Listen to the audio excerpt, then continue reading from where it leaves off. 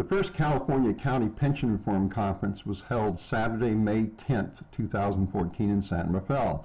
This is the conference wrap-up given by John Dickerson of YourPublicMoney.com and Mendocino County's Reform Our County Coalition.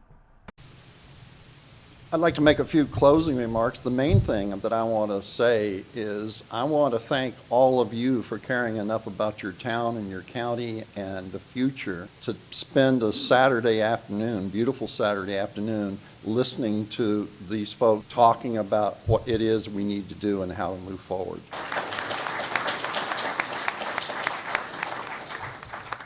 My fellow members of this conference committee, Chris Hunt and Bill Monet, we burned up the telephone lines quite a bit to try to put this thing together. All the folks that talked to you today, some came from great distances to do this, and thank you so much for your time.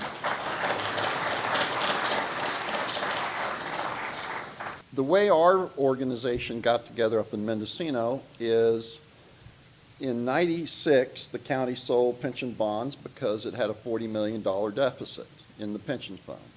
7 years later, they had an $80 million deficit, so they sold some more pension bonds. 7 years later, they had a $140 million deficit. By that time, enough of us had gotten a little concerned about where things were going. They knew that there'd be hell to pay if they tried to sell a third bond. So SEIU came in and said they'd done a survey and assured several of the county officials that if they ran a campaign to raise the sales tax for 0.5% for 10 years to preserve these vital public services, it would win overwhelmingly, particularly because it was going to be on the same election with Jerry Brown, and we're a Democratic county. And for many of us, that was kind of like the last straw. They just want to keep, there's a rot going on, and they just want to keep papering it over with more and more money instead of fixing the thing that's making this happen. So we got a campaign committee together to fight it. And here I was looking at a table, and there were literally a member of the Green Party, Democrats, declined estates, Republicans, and Libertarians around this table. And what makes all these people, this motley crew, work together? How do you create that, a kind of a cohesive coalition out of that? And I think there's a couple of things.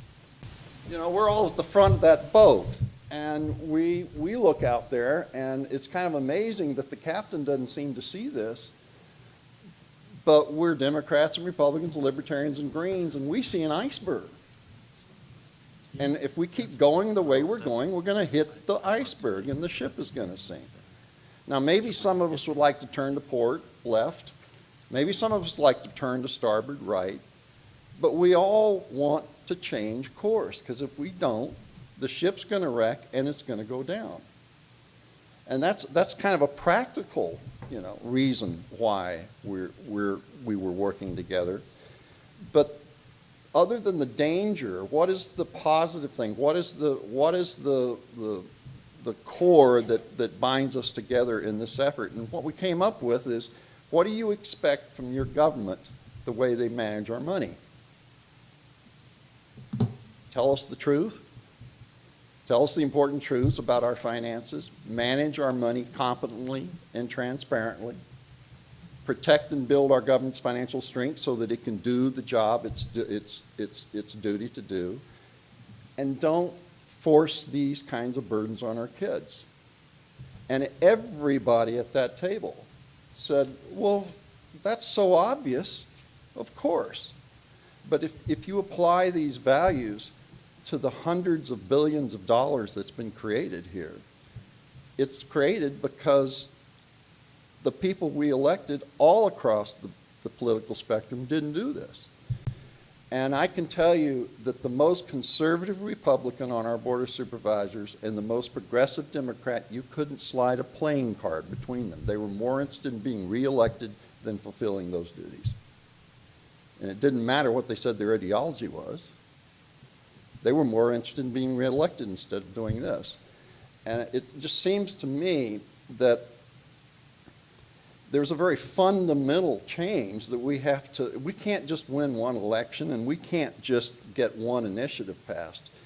We have to somehow, 70% of the people of this country have to say, this is what we expect from our government, and we're going to make sure that they do it. Now, we may argue about what our programs are going to be. We may argue about all kinds of things, but wouldn't we be better off if we could have confidence that that's the people that we elect, that's what they would do for us?